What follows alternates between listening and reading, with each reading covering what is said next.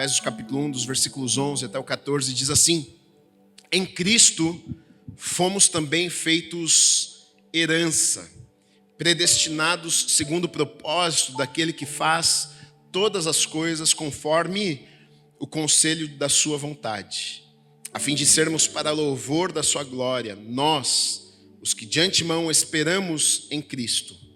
Nele também vocês, depois que ouviram a palavra da verdade, o evangelho da salvação, tendo nele também crido, receberam o selo do Espírito Santo da promessa. O Espírito é o penhor da nossa herança, até o resgate da sua propriedade, em louvor da sua glória. Amém. Vamos orar, se você puder, feche os teus olhos. Deus, nós te agradecemos, Pai, por mais esta oportunidade de estarmos na tua casa. Agradeço, Deus, pela vida de cada pessoa que chegou aqui nesta manhã. Eu sei que foi o Senhor que preparou este encontro para nós. E a minha oração é que mais uma vez o Senhor fale aos nossos corações, que mais uma vez o Senhor nos ensine, mais uma vez o Senhor nos instrua na tua palavra, que mais uma vez o Senhor nos inspire nesta manhã, Pai, para que a gente saia deste lugar mais apaixonados pelo Senhor, para que a gente saia deste lugar, Senhor, querendo viver ainda mais para o Senhor. Fale conosco nessa manhã, age com liberdade neste lugar. Eu oro e peço que mais uma vez o Senhor derrame a tua unção sobre a minha vida, Pai, para que aquilo que está no teu coração seja realmente derramado sobre as nossas vidas nesta manhã. Nós oramos, te agradecemos em nome do Senhor Jesus Cristo. Amém e amém. Você pode aplaudir o Senhor Jesus? Amém. Amém. O apóstolo Paulo começa essa carta para os Efésios, pessoas que criam em Jesus, que criam no sacrifício de Jesus. A gente está falando de 60 e poucos anos depois da morte de Jesus aqui. Então era recente ainda, as pessoas ouviam falar desse grande acontecimento. Na verdade, em Éfeso haviam ali muitos irmãos, porque o apóstolo Paulo havia passado por ali. Não apenas passado, ele passa em sua segunda viagem e depois de um tempo ele fica um tempo ali em Éfeso pregando a palavra. E por conta da pregação da palavra, então muitas pessoas se convertem, muitas pessoas creem, muitas pessoas se rendem a Jesus. Depois de algum tempo, Paulo, agora preso em Roma, ele envia esta carta para estes irmãos que estavam em Éfeso. E ele faz isso porque ele sabe da dificuldade que aqueles irmãos iriam passar e enfrentar perseguição e vivendo num contexto onde não se criam em Deus. Na verdade, criam em muitos outros deuses, muitas religiões. Então, sabendo do perigo, na verdade, daqueles irmãos se perderem no meio do caminho, deixarem de acreditar, Paulo começa a escrever algumas cartas, né? Ele começa a enviar mensagem para alguns irmãos que estavam em vários lugares. E esta aqui foi para aqueles irmãos que estavam em Éfeso. Ele dá uma introdução à carta, se apresenta e depois ele começa a falar sobre algumas bênçãos. Mas bênçãos não são bênçãos, muitas vezes quando a gente ouve a palavra bênção, a gente logo pensa em coisas materiais. Não é sobre isso que o apóstolo Paulo estava falando. Na verdade, ele estava falando sobre bênçãos espirituais. E aí ele começa a falar com aquelas pessoas como eles eram abençoados, espiritualmente falando, porque eles foram escolhidos, ele começa dizendo. Ele diz, olha, vocês foram separados, vocês foram redimidos, vocês foram alcançados, vocês foram salvos. Ele começa a declarar e falar para aquelas pessoas todas as bênçãos espirituais e dizer, e vocês têm isso, nós temos isso por conta do sacrifício de Jesus na cruz por nós, né? E nesses versículos que nós lemos agora aqui, na verdade, a intenção de Paulo nestes versículos é mostrar para aquelas pessoas, ou então falar para elas que estas bênçãos espirituais não era apenas para o povo de Deus, porque a princípio o que se pensava é que Deus fez uma aliança com Abraão e por fazer uma aliança com Abraão e ali fazer promessas a Abraão e para a sua descendência, então era apenas para o povo de Deus, para os descendentes de Abraão. Então era só para Davi, depois Deus reafirma uma aliança também com Davi. Então Os gentios que não eram os judeus, que não nasceram em Israel, o que é que eles pensavam? Bom, a aliança de Deus foi com Abraão, a aliança de Deus é com Davi, é com sua descendência. Nós não estamos dentro dessa aliança, então nós não podemos receber as promessas que Deus fez a Abraão, as promessas que Deus fez aos filhos de Abraão, a promessa que Deus fez a Davi. Então nós estamos fora da promessa, nós estamos fora da aliança. Só que o apóstolo Paulo, ele está falando com gente que não era judeu. Ele está falando com gentil. Gentil é todo aquele que não é judeu. Tanto que o apóstolo Paulo, ele é chamado apóstolo do quê? Dos gentios.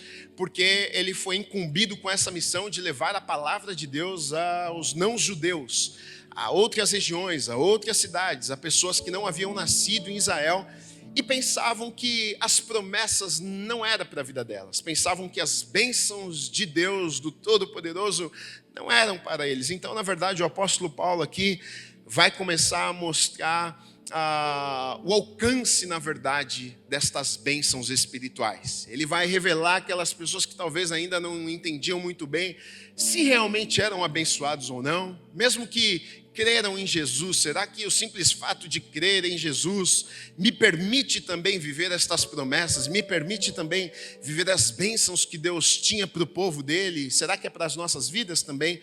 Então o apóstolo Paulo, você vai ver aqui que ele começa muito falando sobre isso, né? Primeiro ele diz nós, né?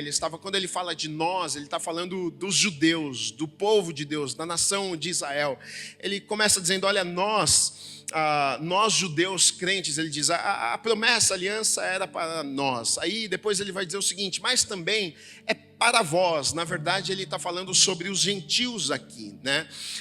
E ele vai mostrar para essas pessoas que estas bênçãos, na verdade, era tanto para os judeus como para os gentios também. Olha o que ele diz no versículo 11. Em Cristo fomos também feitos herança, predestinados segundo o propósito daquele que faz todas as coisas conforme o conselho da sua vontade, a fim de sermos para louvor da sua glória. Nós, ele está falando dos judeus aqui, os que de antemão esperamos Cristo. Nós, os que de antemão esperamos Cristo. Ou seja, é exatamente o que os judeus faziam. Por toda a caminhada dos judeus desde o início, o que é que eles esperavam? Eles esperavam o Messias. Porque em Gênesis, logo no início, na criação, quando Deus cria o homem e a mulher, eles caem.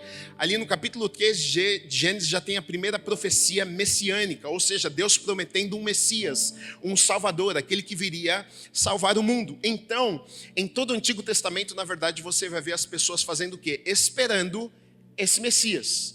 Os profetas profetizaram a respeito de Jesus. Então ele está falando sobre os judeus aqui.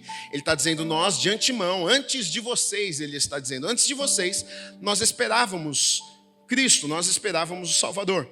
Aí no versículo 13 ele diz assim, nele também vocês, depois que ouviram a palavra da verdade, o evangelho da salvação, tendo nele também crido, receberão o selo do Espírito Santo da promessa. É o que vai dizer, na verdade, em João, no capítulo 1, Jesus dizendo, João no capítulo 1, versículo 11 e 12, diz o seguinte, olha, ele veio, ele quem? Jesus, o Messias, veio para o que era seu o quê? Povo, mas o seu não o recebeu. Aí no versículo 12 diz o seguinte, mas a todos os quantos receberam, deu-lhes o poder de serem chamados, serem feitos filhos de Deus. A todos quantos receberam, quem são esses? Todas as pessoas, independente se judeu ou se gentil. Então depois de Jesus, ou seja, se alguém crer, se alguém tiver fé no sacrifício de Jesus, pode ser povo de Deus também, pode ser filho, pode ter herança também. E na verdade é sobre isso que o apóstolo Paulo começa a falar com aquelas pessoas. Ele está falando com gentil, ele está falando com gente que talvez em rodas com amigos estão discutindo, talvez lendo a Bíblia, lendo as leis, lendo os profetas e discutindo, será que essa aliança que Deus firmou com Abraão, será que estas promessas que estavam sobre a vida de Abraão, será que elas alcançam as nossas vidas também? Será que é para nós também? Será que esse Deus de aliança, ele é o mesmo nas nossas vidas também? Talvez por conta de tantos questionamentos, então o apóstolo Paulo agora vai trazer luz nesse assunto e vai dizer o seguinte, não, vocês precisam entender algo, não é apenas para o povo, não é apenas para os judeus. Ele vai dizer, mas agora é para vocês também, agora está disponível para vocês também. Ele vai dizer, se vocês acreditarem no sacrifício de Jesus, se vocês confessarem Cristo Jesus como Senhor da vida de vocês, ele vai dizer, aí então vocês serão salvos e vocês serão marcados também. Ele fala do selo do Espírito, vocês terão a vida de vocês marcadas pelo Senhor. Então, eu não sei você, mas para mim isso é uma alegria, porque eu sou um gentil, você é um gentil, não sei se você sabia disso, a não ser que tenha um judeu aqui, nós não somos judeus. Então, essa mensagem é para as nossas vidas hoje, foi para aquele povo, mas é para as nossas vidas hoje. Ou seja, se eu acreditar no sacrifício de Jesus, se eu confessar Ele como Senhor e Salvador da minha vida, as promessas que Deus fez a Abraão, as promessas que Deus fez a Davi, elas recaem sobre a minha vida também. Eu não lembro agora o versículo certo, mas em Gálatas, eu acho que é no capítulo 3, em algum versículo fala sobre isso, que em Cristo Jesus, as promessas que foram feitas a Abraão, elas caem sobre as nossas vidas também. É exatamente isso, por conta do sacrifício de Jesus, por causa de Jesus ser esse intermediário entre o homem e Deus. Agora as promessas, as bênçãos que Deus fez e prometeu ao seu povo, agora caem sobre as nossas vidas também. Então, querido, quando você abre o Antigo Testamento, você começa a ler, e você começa a ver as alianças que Deus fez com o homem, você começa a ver as promessas que Deus entregou a Abraão, para os filhos de Abraão, para a herança de Abraão, as promessas que Deus fez a Davi, para a herança de Davi, elas caem sobre as nossas vidas também, para todos aqueles que na verdade estão em Cristo Jesus. Então, quando você lê lá, porque Deus entregou algumas promessas assim, você pode entender, é para a minha vida também, porque eu fui adotado, porque agora eu também faço parte da família. Eu não estaria dentro da herança, porque eu não fazia parte da família, mas como diz João 1,12, mas a todos os que receberam, deu-lhes o poder, deu-lhes a oportunidade de se tornarem filhos e filhas de Deus. Agora você é filho, agora você é filha. Então as bênçãos que iriam cair sobre os filhos e filhas agora também caem sobre a minha e sobre a tua vida.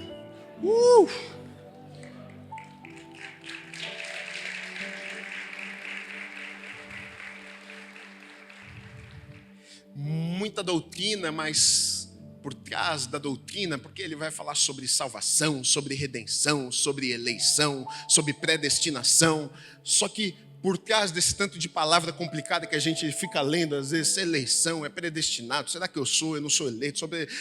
Por trás disso tudo, a gente tem que olhar e ver o caráter de Deus. A gente tem que ver o coração de Deus, como Ele fez todas as coisas por amor a nós. Como Ele fez tudo isso aqui, para que hoje eu e você pudéssemos estar em um lugar como esse, para que hoje eu e você, acreditando no sacrifício de Jesus, pudéssemos também ser chamados, feitos filhos e filhas de Deus e vivermos a vontade dEle para as nossas vidas. Isso é maravilhoso. Então, Paulo dá essa introdução nesse assunto, que na verdade, esse assunto aqui, de gentil e judeu, vai ser tratado mais a fundo no capítulo 2, no final do capítulo 2, ele dá essa introdução para falar algumas coisas também, né? Ele, na verdade, nestes versículos que nós lemos, ele vai compartilhar com aqueles irmãos 3 verdades poderosas e maravilhosas sobre o povo de Deus. Então, se é sobre o povo de Deus, é sobre mim e é sobre você também. Se você é povo, se você é filho, se você é filha, se você aceitou Jesus no seu coração, estas verdades também são para a tua vida. No versículo 11, ele vai dizer o seguinte: em Cristo fomos também feitos herança, predestinado segundo o propósito daquele que fez todas as coisas conforme o conselho da sua vontade. Essa palavra aqui, herança, em Cristo fomos feitos também feitos herança. Aqui, na verdade, essa palavra, o significado da palavra, ela vem de um verbo klero, que o significado dessa palavra aqui no original seria propriedade, ou seja, em Cristo fomos também feitos propriedade, feitos herança. A pergunta é que herança que ele está falando aqui. Na verdade, quando você vai ler o contexto, você vai ver que não é sobre uma herança, sobre algo que nós vamos receber. A princípio, nesse versículo aqui não é uma herança. Olha, vocês vão receber uma herança. Não, nós fomos feitos herança.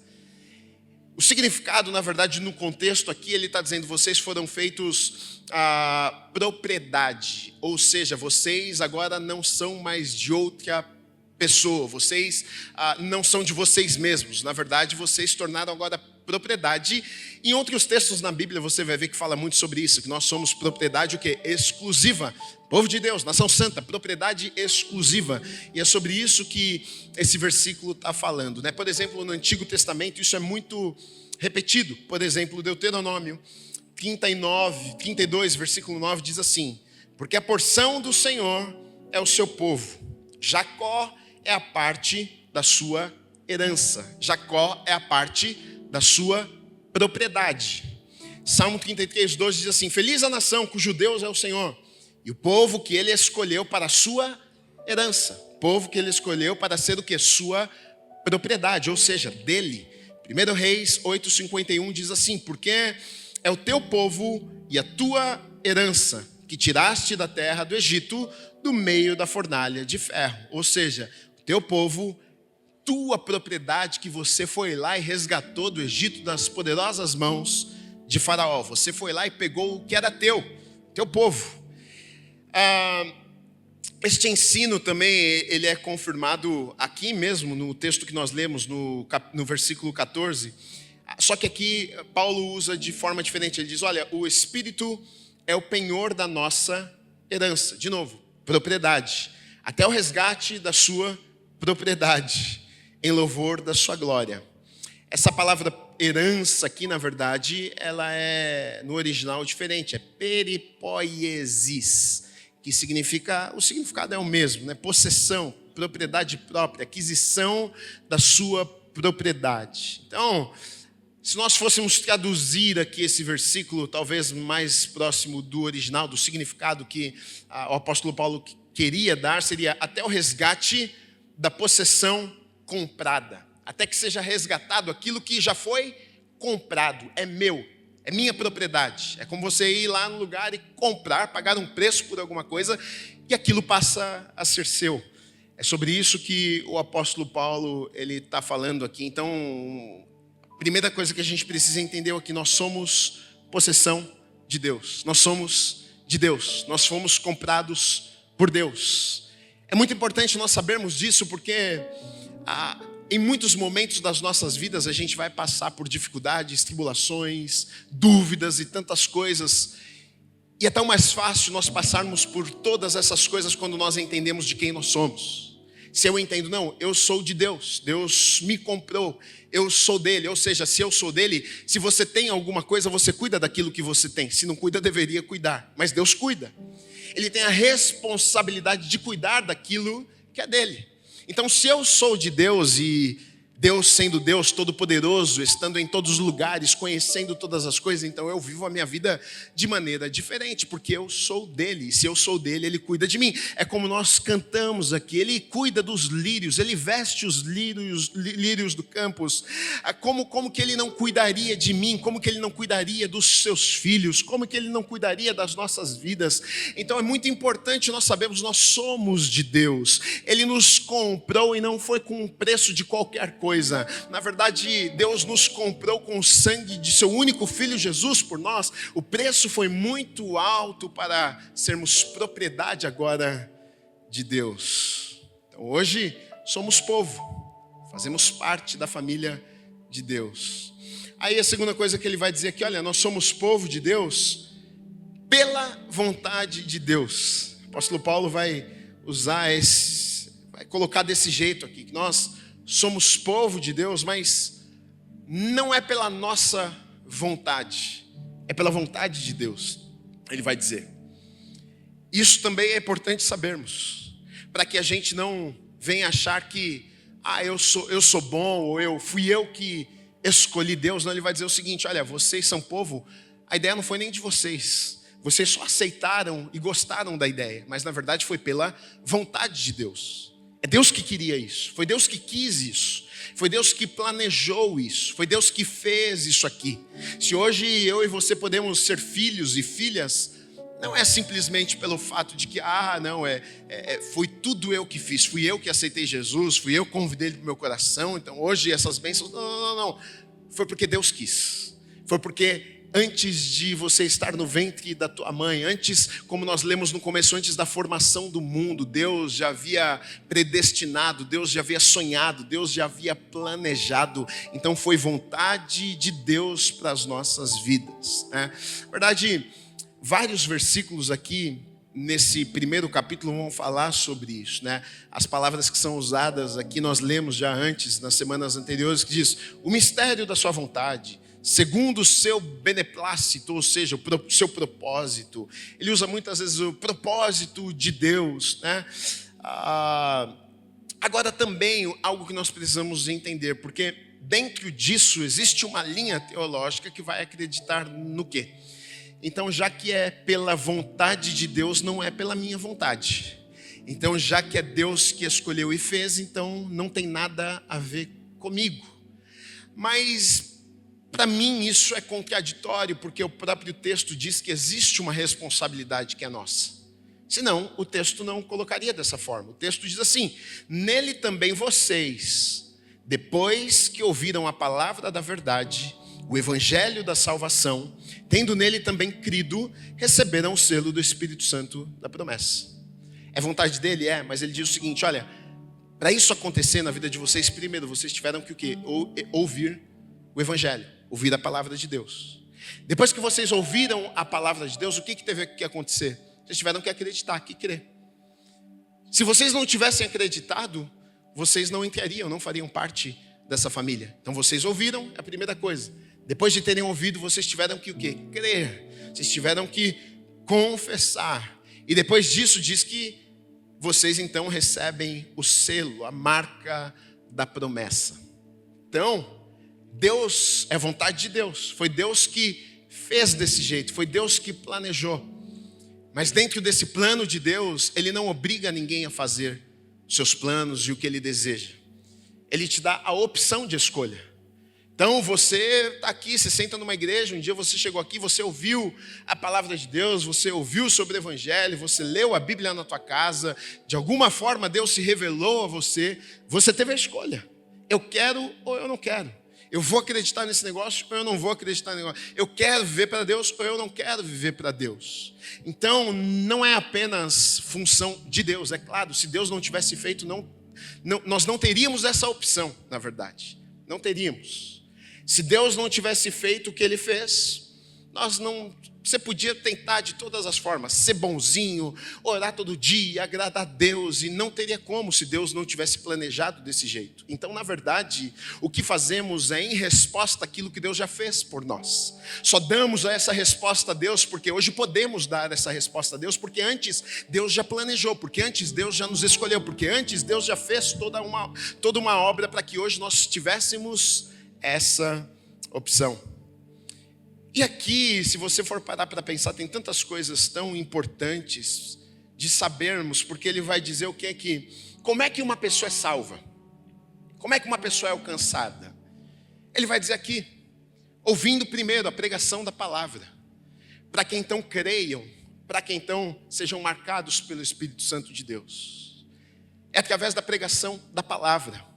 É através da palavra de Deus que vidas são alcançadas e salvas. Aqui vai nos mostrar até a importância da pregação da palavra, o que nós fazemos neste lugar. E não apenas neste lugar, mas o que você faz também com a sua vida, por onde você passa, porque às vezes a gente se esquece disso, que vidas são alcançadas e salvas é através da pregação da palavra de Deus.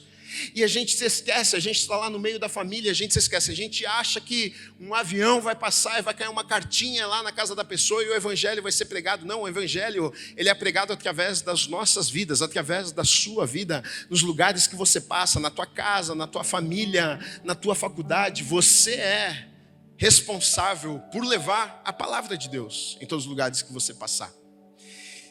E eu gosto, na verdade, da ideia de... Às vezes a gente fala, pastor, mas às vezes não tem lugar que não tem muito jeito, de vou abrir lá a Bíblia e ficar pregando a palavra lá no meio da sala, eu vou ser taxado daquela pessoa, aquele crente maluco. Não é sobre isso, na verdade, eu penso que talvez se nós vivêssemos uma vida cristã verdadeira, a gente talvez precisaria até pregar menos com a nossa boca. Alguém disse isso, não sei quem foi, mas nós somos a Bíblia que o mundo lê. O que é que as pessoas veem quando elas olham para a minha vida? O que é que as pessoas veem quando elas olham para a tua vida? Será que elas enxergam a palavra de Deus? Será que elas veem nas tuas atitudes, nas tuas escolhas, na maneira que você fala, na maneira que você se comporta, na maneira que você trata os filhos, na maneira que você trata a esposa, o marido? Será que a verdade é que o tempo inteiro nós estamos pregando alguma coisa? Calado ou falando, sempre estamos pregando alguma mensagem. Até com os nossos gestos, estamos pregando alguma coisa. O que é que você tem pregado? Você diz, pastor, mas eu não fui chamado para ser pastor. Você prega, eu ouço e vivo a minha vida de crente. Não, tudo que você faz, você está pregando alguma coisa para alguém. O que é que você está pregando? Fica aqui uma perguntinha para você sair daqui talvez hoje pensando como eu tenho vivido a minha vida. As pessoas quando olham para mim, o que é que elas veem? Será que eu estou apresentando o evangelho de Jesus a elas através das minhas atitudes? Ou o contrário disso? Jesus, antes de partir, ele fala isso com os discípulos, ele fala sobre a pregação da palavra e o poder que existe na pregação do evangelho, em anunciar o evangelho. Em Marcos, no capítulo 16, versículos 15 a 18, Jesus diz assim, disse-lhes, vão por todo mundo e preguem o evangelho a toda criatura. Prega para todo mundo, fala para todo mundo, conta para todo mundo. E aí ele diz o seguinte, olha o que acontece depois do evangelho ser anunciado aí. Só aí então existe a possibilidade de crer, porque como é que vai crer se não ouviu? Ele diz, quem crer e for batizado será salvo. Quem porém não crer será condenado. Estes sinais acompanharão aqueles que creem. Em meu nome expulsarão demônios, falarão novas línguas, pegarão em serpentes, e se beberem alguma coisa mortífera não lhes fará mal. Se impuserem as mãos sobre os enfermos, eles ficarão curados. Olha o que Jesus está dizendo. Olha, eu entrego a vocês esta autoridade. Ou seja, vocês devem ir pregar o evangelho em todos os lugares, em todos os cantos, colocar a mão nos enfermos, eles vão ser curados. Os espíritos malignos vão sair, vão bater em retirada. Vocês podem beber veneno, mas mal não vai fazer a vocês. Por quê? Porque essa autoridade que está sobre a minha vida eu estou colocando, entregando a vocês. Vai agora, prega o evangelho, porque é só através da pregação do evangelho que vidas vão ser salvas e alcançadas pelo Senhor. Eu estou jogando hoje uma responsabilidade sobre a tua vida também. Tem lugares que você vai que eu não vou. Tem lugares que você acessa, que você chega, que eu não chego. Da mesma forma, tem lugares que eu vou que você não vai. Talvez você seja a única opção lá na tua família. Talvez no meio dos teus amigos, talvez no teu trabalho, né? Entenda essa responsabilidade de pregar o evangelho, de ser luz, de fazer diferença por onde você passar. Ele vai falar também aqui que existem algumas coisas, né? Depois de o evangelho ter sido pregado e crido, e aí ele vai dizer que o Espírito Santo então vai selar a vida destas pessoas, né? Ele fala sobre uma promessa aqui. No versículo 13 ele diz o seguinte, nele também vocês, depois que ouviram a palavra da verdade, o evangelho da salvação, tendo nele também crido, receberam o selo do Espírito Santo da promessa. Espírito Santo da promessa. Ele fala sobre uma promessa, né? Na verdade é uma promessa para todo aquele que crê em Jesus. Que promessa? De receber o Espírito Santo de Deus. Essa promessa, ela vem desde o Antigo Testamento. Essa promessa, ela é confirmada, ela é afirmada por Jesus, dizendo, olha, eu não vou estar aqui com vocês, mas vocês receberão, né, o Espírito Santo sobre a vida de vocês. Então, existia uma promessa de que nós seríamos selados, nós seríamos cheios com o Espírito Santo de Deus, né? Então, no momento que eu aceito a Jesus no meu coração, no momento que eu digo sim para o Senhor, o texto está dizendo, você é salvo e não apenas salvo, você agora é selado, você é marcado pelo Espírito Santo de Deus. Agora o Espírito Santo de Deus habita dentro de você.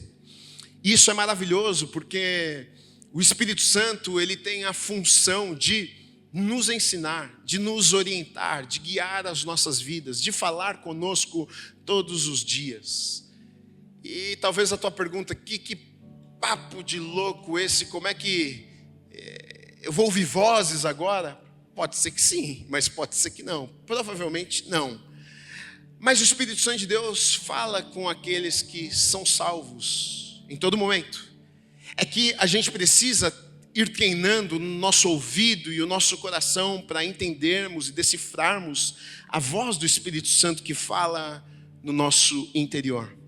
Tem uma mensagem que eu preguei e falei muito sobre isso, que quando nós aceitamos o Senhor, então o Espírito Santo de Deus agora vem habitar em nós, e talvez esse seja o maior dilema na vida de um cristão, né? Talvez a pergunta que mais me façam é: pastor, como é que eu sei que é Deus que está falando comigo? Como é que eu sei que é o Espírito Santo de Deus que está me direcionando? Eu senti um impulso, sabe, um desejo de repente de fazer algo, mas e se não for Deus? E se for da minha cabeça? E se for da minha vontade? Eu acredito nisso que você está falando, né? Eu fui salvo e eu sinto que quando eu entreguei minha vida para Jesus, algo realmente mudou, que agora eu não estou mais sozinho, que agora, sabe, Deus está comigo. Sim, é a presença do Espírito Santo de Deus habitando em você, esse sentimento de que agora você não está só, agora o Todo-Poderoso habita dentro de você, Ele fala com você todos os dias. Tem um texto em Hebreus, no capítulo 4, versículo 12, que vai falar sobre isso, né? Que a palavra de Deus, ela na verdade, ela é como uma espada afiada de 2 gumes, que divide alma e espírito. Talvez aqui seja um dos maiores segredos em como nós podemos ouvir a voz desse Espírito de Deus que habita dentro de nós. O escritor de Hebreus vai dizer: olha, como é que a gente separa alma e espírito? Alma, o que é alma? Alma é onde administra os nossos sentimentos, os nossos pensamentos, as nossas emoções. Como é que a gente divide as nossas emoções? Como é que a gente separa os nossos pensamentos? Como é que a gente separa o que é nosso daquilo que é de Deus em nós? O escritor de Hebreus vai dizer: é através da palavra de Deus. A palavra de Deus, ela é a espada afiada de 2 gumes, que divide, ela separa o que é alma e o que é espírito. Então, crente que não lê a Bíblia não consegue ser guiado pelo Espírito Santo de Deus. Crente que não conhece as verdades da palavra de Deus se confunde e faz coisas que acha que era a vontade de Deus, mas na verdade era a vontade dele ou dela mesma. Crente que a instrução da sua vida não é a palavra de Deus, pode esquecer, vai bater cabeça daqui para lá, de lá para cá, e não sai do lugar, porque realmente é muito difícil. Como é que a gente sabe se é da minha cabeça, se não é? Se é minha vontade ou se é a vontade de Deus? Se é o plano de Deus para a minha vida ou se é o meu sonho? E eu estou confuso com tudo isso, não sei. Digo para você e te encorajo, vai a palavra de Deus. Começa a ler a Bíblia, começa a ler a palavra de Deus. Aos poucos você vai ver que começa a ficar claro. Você não tem nem explicação, você não sabe nem por que isso está acontecendo, mas começa a ficar claro. Você sabe porque você sabe que é ali que você tem que ir. As pessoas te perguntam: mas como é que você sabe que você tem que ir ali? Você não tem explicação. Não sei por que eu tenho que ir ali, mas eu sei que eu tenho que ir ali. É uma convicção interna. O Espírito Santo de Deus, a palavra começa a confirmar aquilo que o Espírito Santo de Deus colocou dentro de você. A palavra começa a confirmar. Você parece que tem uma impressão e ouve Deus falando algo com você. De repente você lê a palavra e as promessas e aquilo confirma o que Deus já falou com você. Então fica mais fácil de você dar passos em sua vida. Então ele está dizendo o seguinte para aqueles que são salvos, para aqueles que ouviram a pregação do Evangelho e aceitaram a Jesus e foram salvos: agora vocês têm o Espírito Santo de Deus. Deixa eu te dizer uma coisa: essa é a maior ajuda que nós poderíamos ter, esse é o maior conselheiro que nós poderíamos ter nas nossas vidas. Você pode ter um bom conselheiro, você pode ter uma pessoa que às vezes dá uma direção para a tua vida, você pode ir no psicólogo, ela até falar umas coisas boas para você, te ajudar em algumas decisões na tua vida, mas não existe alguém que seja melhor para nos orientar, para guiar as nossas vidas do que o Espírito Santo de Deus. E você tem isso, já está dentro de você. Comece a usufruir daquilo que Deus já disponibilizou e te entregou. É por isso que de verdade eu acredito que o povo de Deus tem que fazer diferença. Nós temos o que o mundo não tem. Nós temos o que o mundo não tem. Você já parou para pensar que o Espírito Santo de Deus em nós é um benefício que muitas pessoas não têm? Você já parou para pensar que por conta do Espírito Santo habitar dentro de nós, a gente pode conhecer coisas que no natural nós não poderíamos conhecer? Já parou para pensar que Ele pode dar a você visões, insights do futuro que Deus tem para a tua vida? Já pensou se você fosse num guru e ele falasse para você: olha, eu vejo que daqui 30 anos você vai estar fazendo tal coisa. E se você tivesse certeza que aquilo é verdade, você começaria a se preparar hoje para ver aquilo que ele falou para você. Segura esse avião, Senhor, em nome de Jesus. Que barulho é esse, né? A gente despreza, a gente ignora o benefício que temos em sermos filhos e filhas de Deus. Espírito Santo de Deus em nós. A gente toma as nossas decisões e nem pergunta para Ele. A gente faz as nossas escolhas e nem pergunta: Espírito Santo de Deus, é isso aqui que o Pai tem na minha vida? É nessa direção que eu tenho que ir? E aí às vezes a gente reclama porque que a vida não sai do lugar. E Deus o tempo inteiro está tentando nos orientar, falar conosco, nos dar ideias, colocar coisas nos nossos corações, mas não temos sensibilidade para entendê-lo, porque não temos intimidade com sua palavra. E a palavra de Deus, é você lendo o coração de Deus, o caráter de Deus, conhecendo melhor quem Ele é. Está precisando melhorar a vida? Ouça mais o Espírito Santo de Deus. O Espírito Santo de Deus é maravilhoso, porque Ele até nos ajuda nos conflitos, nos problemas. A mulher fala um negócio para você que você queria falar e dá uma resposta bem atravessada para ela pelo que ela falou para você. Aí o Espírito Santo de Deus fala: fica quieto.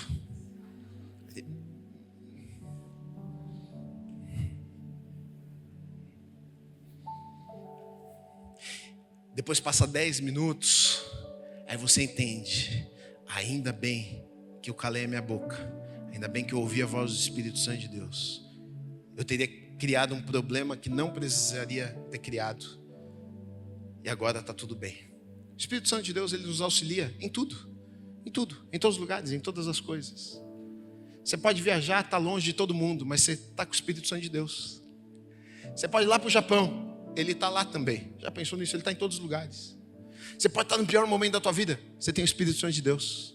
Você pode estar enfrentando as piores dificuldades da vida, você tem o Espírito Santo de Deus. Você pode estar sofrendo um abandono terrível, mas tem alguém que não te abandonou, que está com você mesmo no meio desse abandono terrível.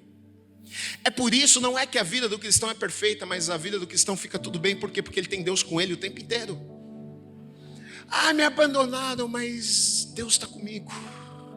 Essa sensação, esse sentimento do Espírito Santo dentro de mim, me lembrando de textos da Bíblia, me lembrando de versículos da Bíblia. Ei, eu estou com você. Pode cair 1000 ao teu lado, 10.000 à tua esquerda, mas você não vai ser atingido. Olha, isso aqui vai passar. Eu sei, está doendo, você está chorando, mas o choro, ele dura uma noite. Ele só vai durar uma noite, fica tranquilo. O Espírito Santo de Deus começa a nos lembrar das promessas. O Espírito Santo de Deus começa a nos lembrar de versículos de Deus para as nossas vidas. Então o nosso coração é acalmado, então a gente fica mais tranquilo, mesmo no meio de problemas, mesmo no meio de confusões, mesmo em dias às vezes tão difíceis, mas nós temos o Espírito Santo de Deus.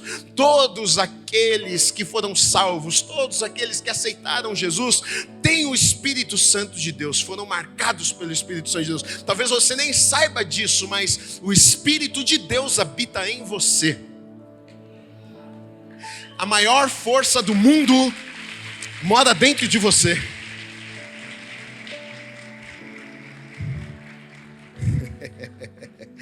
E aí você pensa: logo eu, Senhor, logo eu, como é que o Senhor pode habitar nessa casinha tão suja? Sou só um pecador, Senhor. Sim, exatamente isso, é plano dele, foi plano dele, é graça, foi ele que fez, não foi você. A obra redentora de Deus nas nossas vidas não é sobre nós, é sobre Ele. Não é sobre o que fazemos, mas é sobre o que Ele fez. Não é sobre o quanto amamos, mas sobre o quanto Ele nos amou. E por isso Ele fez. E então hoje temos a oportunidade, a possibilidade de vermos coisas inimagináveis, porque Ele nos amou e Ele fez por nós. Agora, uma outra coisa, é um selo. O Espírito Santo não é apenas uma promessa, mas é um selo de Deus também. Selo, na verdade, é uma marca de possessão, de autenticidade. Ou seja, você, quando entregou a tua vida ao Senhor, você foi marcado. Você foi selado. No Antigo Testamento isso era algo muito comum, né? Usava-se o selo mesmo. Por exemplo, os reis, as pessoas que tinham autoridade e poder, como é que elas autorizavam alguma coisa ou desautorizavam alguma coisa? Eles marcavam, tinha um selo, anel, eles marcavam lá, está feito. E aí, se está feito, está feito. Não tem como votar que é isso. O rei disse, o rei selou, o rei marcou, agora está feito. E é o que o Espírito Santo de Deus fez na minha vida e na tua vida. Isso é maravilhoso porque se eu sou marcado, talvez eu não consiga ver com os meus olhos, mas o diabo vê que eu sou marcado. Ele sabe que eu sou marcado. Isso para mim é maravilhoso, sabe por quê? Até numa passagem de Jó, um tempo atrás eu estava lendo e eu falei, que coisa maravilhosa. Você sabe da história de Jó, a princípio muito triste. O diabo vai à presença de Deus e pede a Deus, você está vendo o teu servo Jó, ele é íntegro, é fiel e tudo isso, ele é justo, né? Sim, é claro que ele é justo, ele é fiel. Olha o que o Senhor deu a ele. O Senhor deu família, muitos filhos, bens, ele é o homem mais rico da terra. Quem é que não ia servir ao Senhor? Então Deus começa a permitir o diabo a tirar as coisas de Jó, para mostrar para o diabo que Jó não servia a Deus por causa das coisas que Deus havia dado a ele. Ele disse, não pode tirar as coisas dele. E o diabo toma tudo. Pode tirar a família dele, o diabo toma tudo. Tira os bens dele, toma tudo. Quando o diabo vai a Deus de novo e diz o seguinte, olha, mas também, né, tirou as coisas, mas não tocou nele, por isso que ele continua te servindo ainda. E o diabo diz para Jó o seguinte, olha, eu tentei tocar nele, mas eu não pude tocar nele. A minha pergunta para você é, por que o diabo não pôde tocar nele? Ou seja, aquele homem havia sido o quê? Marcado, é meu, ninguém encosta, ninguém toca. Você não está permitido a tocar nessa vida. É a mesma coisa que acontece quando somos selados, marcados, propriedade exclusiva. É como se dissesse, agora esse aqui é meu, a partir de hoje é meu. O diabo, você não toca na vida dele sem a minha permissão. Satanás, você não toca na casa dele sem a minha permissão. Aqui é propriedade exclusiva, foi marcado, é meu, é separado. É como se fazia com os animais. Marca lá o animal, queima lá a pele do animal, marca, sela o animal. O que isso estava dizendo? Ele tem um dono, ele é de algum lugar, alguém comprou ele por um preço, por isso que ele está marcado. Esse é o significado do selo do Espírito Santo. Nós fomos marcados por Deus e somos dele, propriedade exclusiva de Deus. Então, o chefe pode te mandar embora, mas ele não pode te destruir, porque você foi marcado. Uma porta pode se fechar, mas você não vai ser destruído com uma porta fechada, porque você é de alguém. Alguém cuida de você, alguém zela pela tua vida, alguém zela pela tua casa. E mais do que isso, ele fala sobre mais uma coisa aqui, sobre uma garantia. Versículo 14 diz assim, o Espírito Santo é o penhor da nossa herança. Aqui ele já está falando sobre a nossa herança, né? O penhor da nossa herança, até o resgate da sua propriedade em louvor da sua glória. Ele está dizendo, não sei se você sabe o que é penhor, né? Ou seja, a pessoa vai lá e dá alguma coisa em troca de um dinheiro, e aquela coisa que ele deixou ficou penhorada. Ou seja, é para comprovar, para ter certeza que eu vou voltar para pagar o que eu te devo. Então eu deixo algo precioso ali. Ele está dizendo, olha, o Espírito Santo, isso que nos foi entregue, nós fomos marcados, ele é o penhor, ou seja, a garantia da nossa herança, até o resgate da sua propriedade, até que Jesus volte e nos leve para ele. Está dizendo, o Espírito Santo é o que nos garante, nos assegura, por conta do Espírito Santo. A palavra no original é arrabon, né? Na verdade, no grego era muito usada como se fosse para se firmar uma aliança. Então, quando se firmava uma aliança, então usava, por exemplo, essa palavra aqui de penhor. Era uma necessidade. Então, nós vamos fazer uma aliança para saber que você não vai quebrar a aliança que nós estamos fazendo. Então, vai ter algo aqui no meio, vai penhorar como garantia de que a aliança vai ser cumprida. E é o que Deus, o apóstolo Paulo aqui estava falando com aquelas pessoas. Olha, vocês foram marcados. Isso aqui é uma garantia de que um dia, quando ele voltar, vocês que são propriedades dele vão serem tomados para ele agora por completo. Já que somos dele, um dia seremos totalmente dele. Mas ele está dizendo, essa pequena parte, essa primeira parcela que eu paguei da conta, é para mostrar para vocês que eu vou fazer, ou seja, a garantia de que o que eu falei que eu iria fazer, eu me comprometo em fazer. Eu vou pagar essa conta, eu vou terminar de fazer o que eu prometi que eu iria fazer, né? Então, aí então vem o porquê, né? Deus, aí você pergunta por que Deus nos tornou o seu povo. Ele vai falar aqui sobre isso, né? Na verdade, em outros versículos que nós lemos aqui no capítulo 1 vai falar sobre isso também. Por exemplo, versículo 6 ele diz: para louvor da glória de sua graça. Versículo 12 ele diz: a fim de sermos para louvor da sua glória. Versículo 14 ele diz: em louvor da sua glória. Então aqui está o porquê. Por que que Deus fez tudo isso? Para o louvor de sua glória. Ou seja, na verdade, começa com Deus e termina em Deus. A história é essa.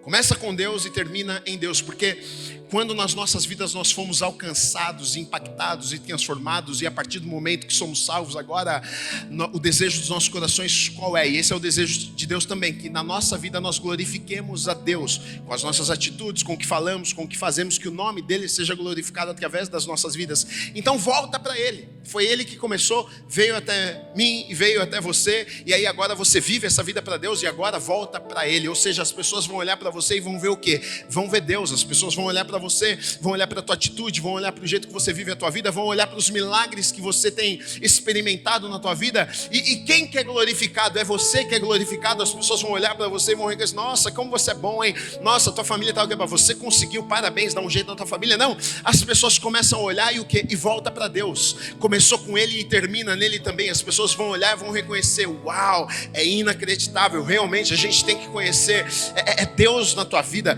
Você era uma pessoa dura, você era uma pessoa grosseira, como você se tornou uma pessoa amorosa? Que curso que você fez? Qual é a mentoria que você está fazendo para ser uma pessoa assim tão calma, tão tranquila? Não, é o Espírito Santo de Deus em nós, que vai moldando as nossas vidas, que vai mudando as nossas vidas, de tal forma que as pessoas, quando olham para nós, elas veem Deus em nós e o nome dele é glorificado. Eu me lembro, eu estudei com uma amiga no colégio, e eu era muito amigo dela, e aproximamos muito as famílias e tudo. E aí o pai dela, ele era diretor de uma companhia grande, e eu conhecia, a gente às vezes ia na casa deles tudo, e eu conhecia os amigos próximos deles, e ele converteu, começou a ir na igreja. E aí eu lembro, depois de um tempo, a gente estava com alguns amigos deles, as pessoas chegaram para nós e falaram assim: o que vocês fizeram com esse homem? Ele era terrível, terrível. Andava bom dia para ninguém, duro, grosso. Pensa num cara terrível. Tá uma flor. O que vocês fizeram para amansar esse camarada? Ele chega, dá bom dia, chega, abraça as pessoas. Diante de coisas assim que acontecem, não tem como. A glória volta para quem? Para Deus. Então, a obra é essa. Deus fez, Deus entregou, nós fomos alcançados, e a glória volta para ele. Isso é inevitável. Não é sobre nós, é sobre ele. É sobre o reino de Deus crescendo e aumentando e alcançando outras vidas também. É sobre Deus estender aquilo que ele fez nas nossas vidas e dar essa oportunidade a outras pessoas também. Quando nós vivemos no centro da vontade de Deus, quando de verdade nós vivemos para Deus, não tem como o nome dele não ser glorificado através das nossas vidas. Não tem como o nome dele não ser glorificado através da nossa casa, da nossa família. Então essa é a vontade de Deus. A vontade de Deus não é: ele é muito bonzinho, hein? Vou dar uma chance para ele. Não. A vontade de Deus é que você viva o plano dele para a tua vida. Consequentemente, a glória vai ser dada a ele. Mais pessoas vão conhecer quem ele é. Mais pessoas vão se sentir atraídas a se achegarem à presença dele, porque ele faz coisas maravilhosas nas nossas vidas. É sobre isso que o apóstolo Paulo está falando nestes versículos aqui. Então, muito mais do que doutrinas, muito mais do que estudarmos a teologia e entendermos de forma racional as coisas. É claro que é importante a gente entender, mas muito mais do que apenas entendermos aquilo aqui na nossa cabeça é nós recebermos essa mensagem no nosso coração. Você foi alcançado, você foi salva, você foi redimido pelo sacrifício, pelo sangue de Jesus. Agora você foi marcado, você foi selado, você é propriedade de Deus. Você é dele, ele cuida de você, ele guarda a tua vida. E agora como você vai viver a tua vida a partir de hoje, diferentemente do que você viveu até aqui, porque agora você é direcionada pelo Espírito Santo de Deus. Agora você não faz o que você quer, você faz o que você é direcionado a fazer. E então quando vivemos desta forma, o reino expande, pessoas são abençoadas, pessoas têm que olhar para a minha vida e para a tua vida e reconhecer, é Deus na vida dele e é Deus na vida dela. A minha oração é para que seja assim na tua vida também, em nome de Jesus.